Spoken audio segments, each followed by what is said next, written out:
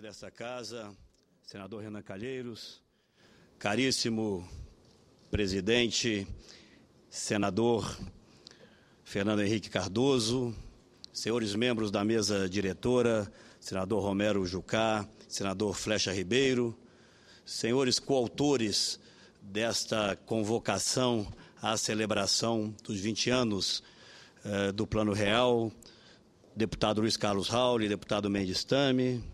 Quero saudar de forma especialíssima os amigos economistas Gustavo Franco e Edmar Baixa, que representam os demais formuladores do mais exitoso plano de estabilidade da moeda já implementado em todo o mundo, pelo menos nos últimos 50 anos. Caríssimos parlamentares aqui presentes, me permitam saudá-los a todos nas figuras do senador Aloysio Nunes, líder do meu partido, e senador Agripino Maia, presidente e líder do Democratas, e aos ilustres e inúmeros parlamentares aqui presentes, eu os cumprimento nas figuras do meu líder, Antônio Embaçaí, do líder do Democratas, Mendonça Filho, e do líder do PPS, Rubens Bueno. Quero saudar também de forma muito especial a presença entre nós, doutor Djalma Moraes, que aqui representa a família do ex e saudoso presidente, nosso colega senador Itamar Franco. Caríssimo presidente e amigo Fernando Henrique Cardoso, essa casa que já teve o privilégio, e por tantas vezes, de ouvi-lo em debates memoráveis, seja como líder do PMDB, depois como líder e fundador do PSDB, o recebe hoje em um ato de celebração. Uma celebração que eu acredito reúne também simbolicamente todos os brasileiros. Acredito que se aqui pudessem estar, cada um dos cidadãos desse país daria o seu próprio testemunho. Nenhuma outra reforma econômica na nossa história recente foi mais transformadora do Brasil que o Plano Real, que este ano alcança 2 décadas. Certamente por isso, uma presença tão expressiva aqui hoje nesse plenário de lideranças municipais, de ex-parlamentares e de cidadãos brasileiros. Nunca é demais, mesmo que superficialmente, lembrar o cenário crítico que prevalecia até então. Em abril de 90, a inflação acumulada em 12 meses era de 6.821%, absoluto recorde até hoje em nossa história. Foram mais de 10 anos de inflação acima do patamar de 100%. A média da década alcançou inacreditáveis 694%.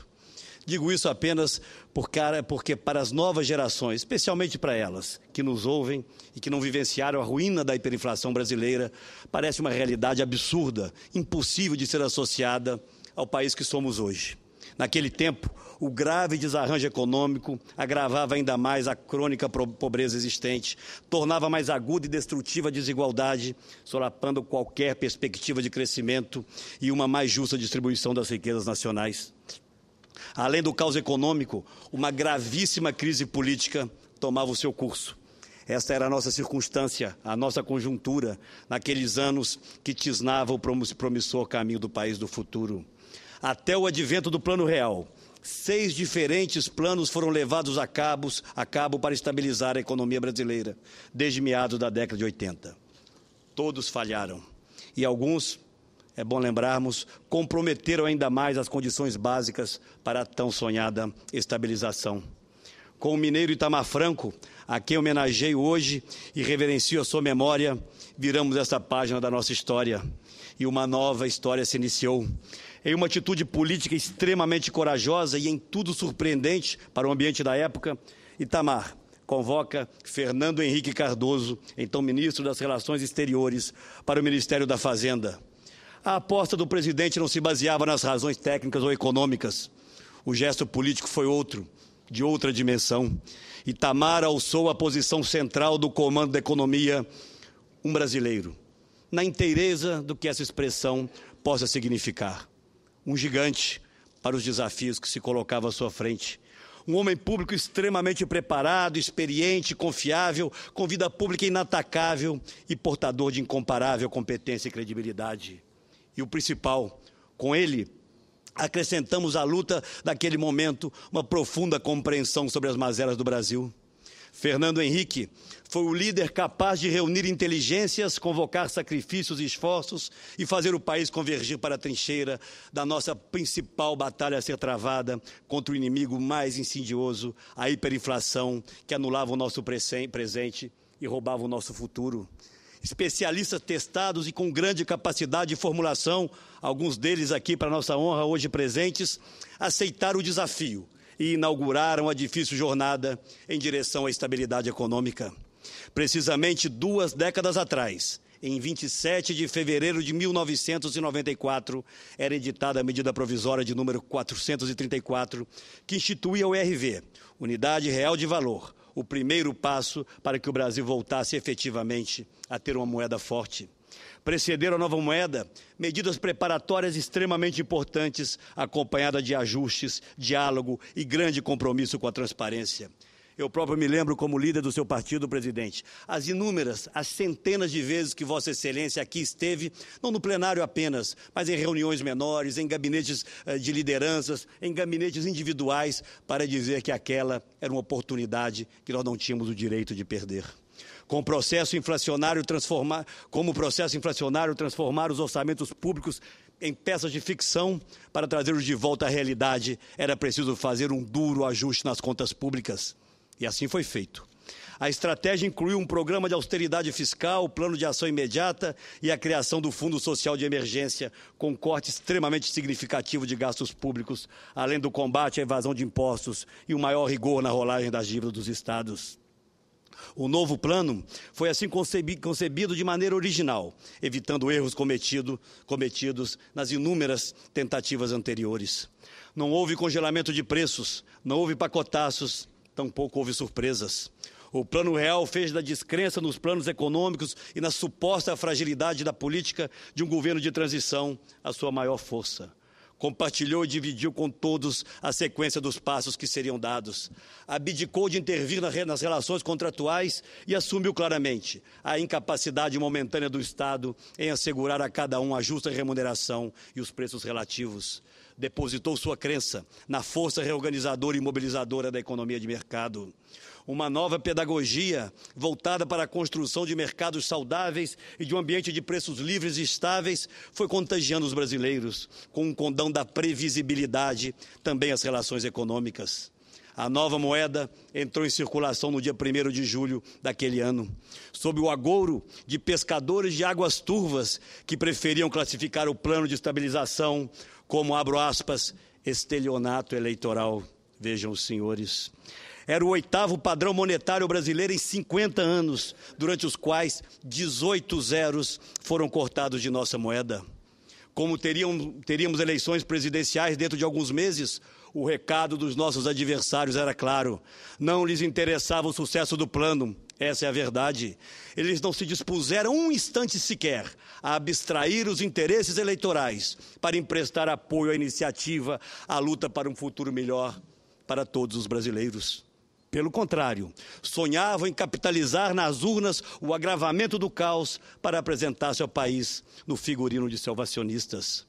Mais complexo ainda, foi mais adiante conduzir a economia, e Fernando Henrique se lembrará muito disso, em meio às graves crises internacionais havidas no final da década, como em especial a asiática e a russa, que nos exigiu ainda mais coragem e maiores sacrifícios. Vieram em seguida outros desafios: a reestruturação da dívida dos estados, as privatizações, o fim dos monopólios estatais e a abertura do Brasil para uma maior integração com o mundo. A revolução silenciosa, progressiva, chegaria pouco depois, em 2000, com a edição da Lei de Responsabilidade Fiscal, aprovada apesar da raivosa e violenta oposição do Partido dos Trabalhadores, assim como já ocorrera em todas as conquistas anteriores. Junto com ela, acrescentamos o tripé que por anos deu suporte à nossa economia, com o sistema de metas de inflação e o regime de câmbio flutuante e um confiável superávit primário. Vistas em conjunto, essas medidas mostram como a feição do país foi completamente redesenhada nessas últimas décadas. Senhoras e senhores, somos hoje um outro país, e certamente um país muito melhor.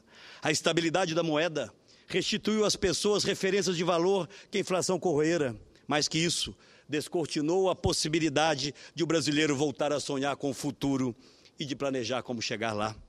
Lembrar e comemorar o aniversário de 20 anos do Plano Real é demonstrar com as evidências históricas o que nosso país já foi capaz de fazer diante de um quadro de desesperança e de desorganização completa da vida cotidiana das pessoas e das empresas.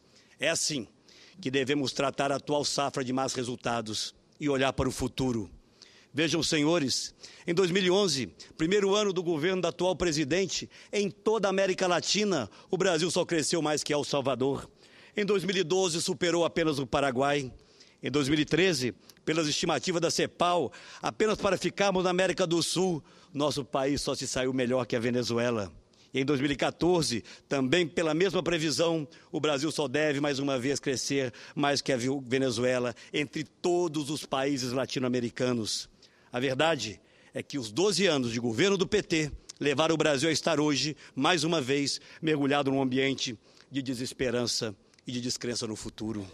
Até a valiosa estabilidade da nossa moeda vem sendo colocada em risco sob ataques sorrateiros daqueles que sempre foram seus mais aguerridos adversários.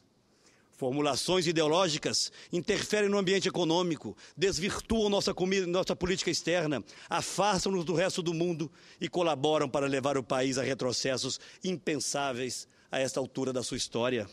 Ganha corpo uma crescente hostilidade entre governo e setor privado, que só prejudica o próprio país e, mais especificamente, os cidadãos brasileiros.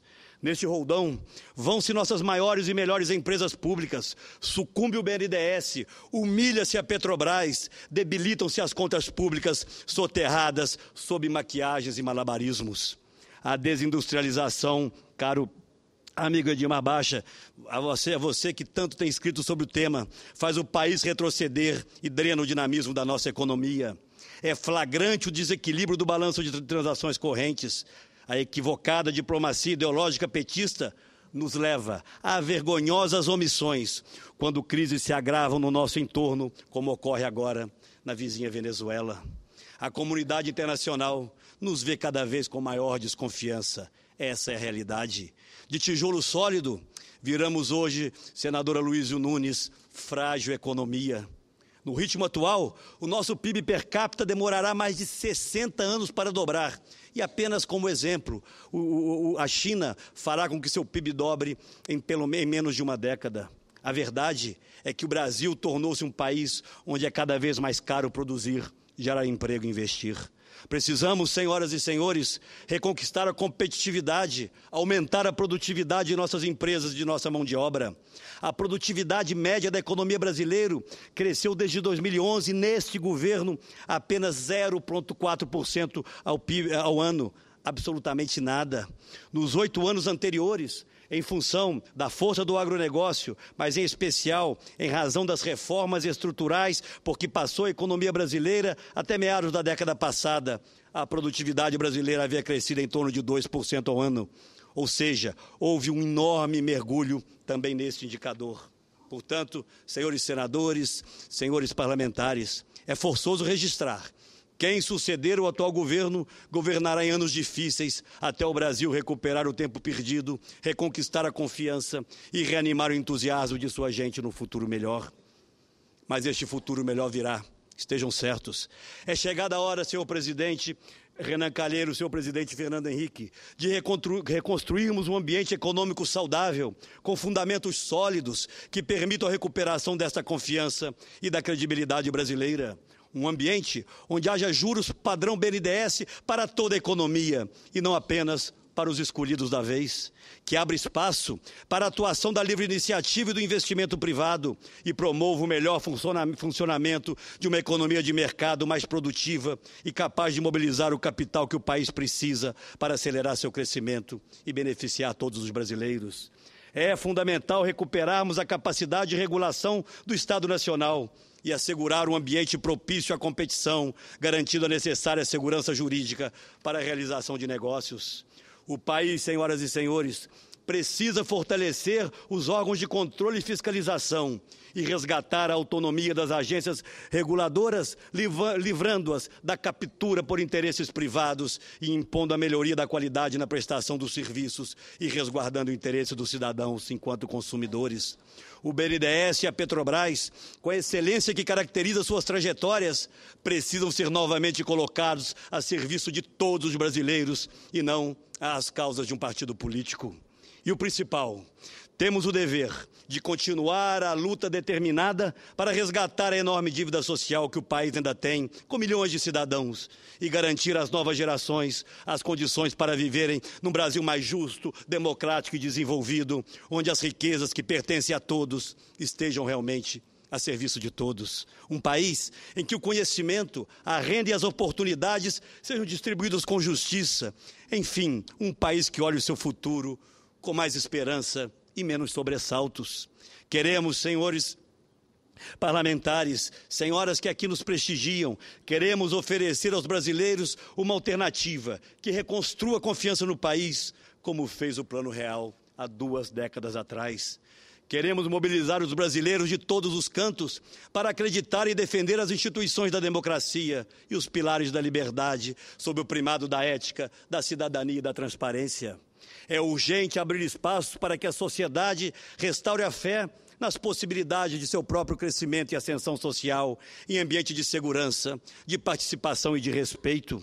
Precisamos de um novo choque de esperança e confiança, como aquele que o Plano Real produziu há 20 anos atrás. O Brasil, senhoras e senhores,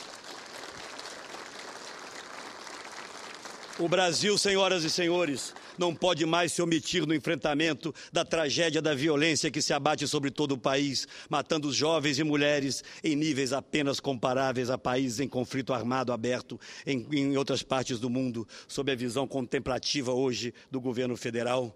Não podemos continuar convivendo com carências agudas e insuficiências de toda ordem nos serviços públicos básicos de saúde, educação, segurança e transporte nas cidades brasileiras e nas suas periferias. Precisamos nos livrar do estigma da desigualdade de oportunidades que condena as novas gerações a permanecer na pobreza enquanto convivemos com o endêmico analfabetismo funcional.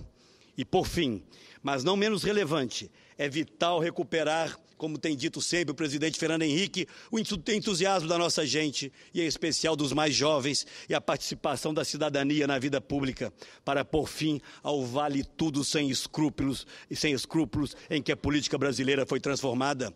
O Brasil precisa de mudanças. E os brasileiros vêm dizendo isso. O Brasil precisa derrotar nas urnas a mentira e os pactos de conveniência. E precisamos libertar o Estado brasileiro das amarras dos condomínios de poder que o capturaram. Precisamos, senhoras e senhores, recuperar a confiança nas instituições, restaurar o protagonismo da cidadania e resgatar a perspectiva de prosperidade para todos os brasileiros. Se já realizamos essa transformação uma vez, quando tudo parecia absolutamente impossível, temos condições de fazê-la novamente, em favor do povo brasileiro e dos seus sonhos, que são os nossos sonhos, em favor do povo brasileiro e das suas grandes esperanças, que são as nossas esperanças. Não fugiremos, senhoras e senhores, à nossa responsabilidade. Estamos prontos para retomar o nosso destino e começar a escrever, junto com os brasileiros, novas e belas páginas da nossa história. Muito obrigado.